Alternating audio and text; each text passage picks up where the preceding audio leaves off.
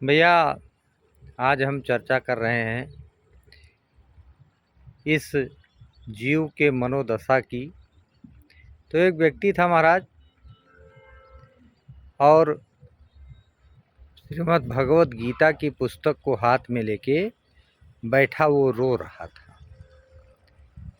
तो जब किसी ने देखा कि श्रीमद् भगवत गीता को हाथ में लेके रो रहा है, तो उसने जाके उस व्यक्ति से पूछा कि हे भैया, आप रो क्यों रहे हो?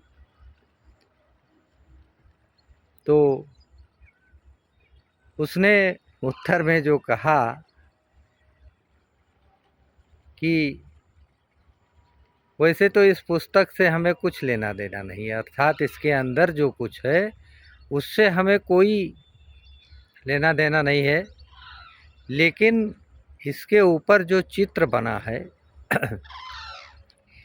कि भगवान कब से गर्दन टेढ़ी किए हुए अर्जुन को समझा रहे हैं, और एक अर्जुन है कि समझता ही नहीं है। अब भगवान की गर्दन इतनी देर से टेढ़ी है तो दर्द तो होता होगा।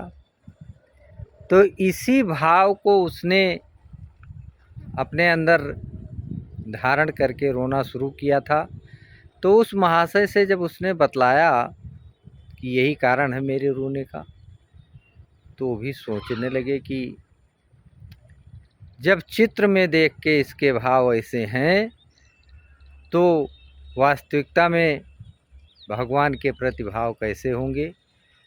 और भैया, हम लोगों को भी भगवान बहुत बार समझाते हैं।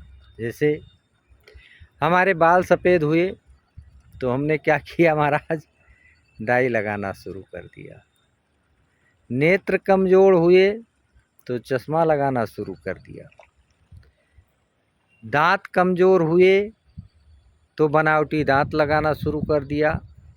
अर्थात हम ये मानने को तैयार नहीं हैं कि कोई ऐसी शक्ति है जो हमको चला रही है। हाँ, मानता कब है, जब जीव परवश हो जाता है, बिल्कुल गिर जाता है। जब हम हाथ पांव चलाने में असमर्थ हुए महाराज और गिर गए, तो ईश्वर की याद आती है। और उसमें भी बहुत से लोग महाराज घर परिवार नाना चीज़ों में फंसे रहते हैं। तो हमारे पुराणों में तो ऐसा लिखा गया कि अंतमति सह गति, मरते समय जिसका चिंतन करोगे महाराज, वही शरीर आपको दोबारा मिलेगा। तो अगर आप धर्म कर्म में विश्वास रखते हैं, ईश्वर में आस्था रखते हैं, तो हमारे पेज को लाइक कीजिए, फॉलो कीजिए, सब्सक्राइब कीजिए। वीडियो अच्छा लगा हो तो कमेंट में लिखिएगा जय श्री राम।